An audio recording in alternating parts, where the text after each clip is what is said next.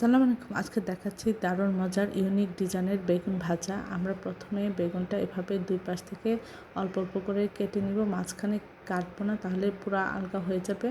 আর এভাবে সুন্দর করে ফুলের মতো করে আমরা কেটে নিচ্ছি। এটা দেখতে যতটা সুন্দর, খেতে অসাধারণ হয়েছিল। এটা পোলাওর সাথেও সার্ভ করলে অনেক ভালো লাগে। আমরা এখন আধা চামচ লবণ, 1 চামচ মরিচের গুঁড়া, আধা চামচ হলুদ গুঁড়া, আধা চামচ ধনিয়া গুঁড়া, আধা চামচ জিরা গুঁড়া, অল্প পরিমাণ আদা বাটা এবং অল্প পরিমাণ রসুন বাটা দিয়ে অল্প পানিতে মাখিয়ে আমরা প্রতিটা বেগুনের গায়ে খুব ভালো করে ডলে ডলে মশলাটা মাখিয়ে দেবো। যতটা ভালো করে মাখাবো এবং ভেজে নেব, ততই এর টেস্ট বেড়ে যাবে। আমরা তেল গরম করে লো হিটে আস্তে আস্তে করে বেগুনটা ভাজবো, যেন ভিতর থেকে এটা খুব ভালো করে রান্না হয়, সিদ্ধ হয়। তারপরে আমরা এটা নামিয়ে পরিবেশন করব।